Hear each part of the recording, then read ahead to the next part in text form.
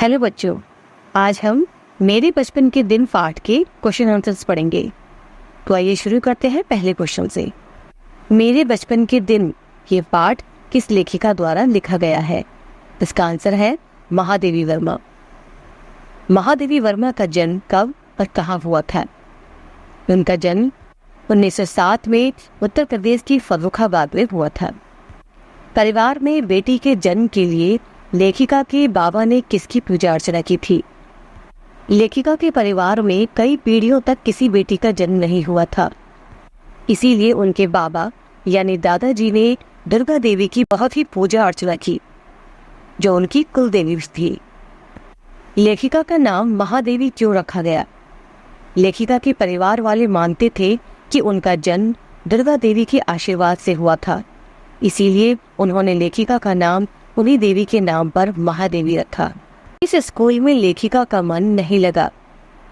Mission school में दूसरी बार लेखिका का एडमिशन किस स्कूल में कराया गया?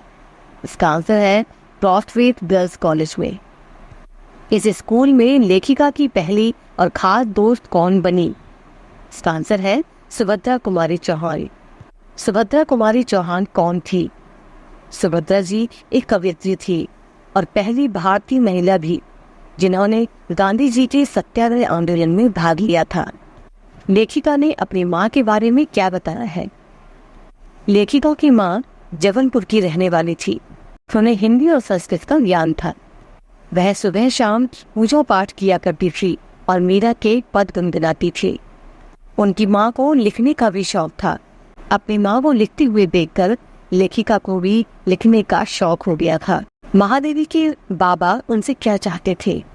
महादेवी जी के बाबा चाहते थे कि वह बहुत बड़ी विद्वान बने। वह महादेवी जी को उर्दू, फारसी और संस्कृत सीखने पर जोर दिया करते थे। उर्दू और फारसी सिखाने के लिए जब मौलवी साहब घर आते थे तब लेखिका क्या करती थी? लेखिका का उर्दू सीखने का मन नहीं था, इसीलिए मौलवी साहब के घर आने पर वह चारपाई के नीचे छिप जाया करती थी। लेखिका की माँ ने उन्हें कौन सी किताब पढ़नी सिखाई? इसका आंसर है पंचतंत्र। लेखिका किस भाषा में लेखन कार्य किया करती थी? इसका आंसर है ब्रज भाषा में। सुभद्रा किस भाषा में कविताएं लिखती थी? इसका आंसर है खड़ी बोली में। सुभद्रा लेखिका से कितने साल बड़ी थी और किस क्लास में पढ़ती थी? इसका आंसर है वह 2 साल बड़ी थी और 7th क्लास में थी। एक बार कवि सम्मेलन में कविता सुनाने पर महादेवी जी को इनाम में क्या मिला? इसका आंसर है नक्काशीदार चांदी का कटोरा। लेखिका ने अपना चांदी का कटोरा किसे दे दिया था? इसका आंसर है गांधी जी को। हॉस्टल से सुभद्रा जी के जाने के बाद उनके रूम में कौन रहने आ गया था? सुभद्रा जी के हॉस्टल से जाने के बाद उनकी जगह एक नई रूममेट आई थी, जिसका नाम जेबुन्निसा था और वह कोल्हापुर की थी। जेबुन्निसा कौन सी भाषा जानती थी? इसका आंसर है मराठी। गर्ल्स कॉलेज का वातावरण कैसा था? लेखिका को गर्ल्स कॉलेज का वातावरण अच्छा लगा। वहाँ हिंदू ईसाई दोनों धर्मों की लड़कियां पढ़ती थी। वह सभी एक ही मेस में खाना भी खाते थे। लेखिका महादेवी जी ने सांप्रदायिकता को लेकर पहले और अब के बारे में क्या बताया है? लेखिका कहती है कि पहले के समय में सांप्रदायिकता नहीं थी, यानी एक दूसरे से बैर भाव, मन मुटाव, जाति धर्म का भेदभाव नहीं था।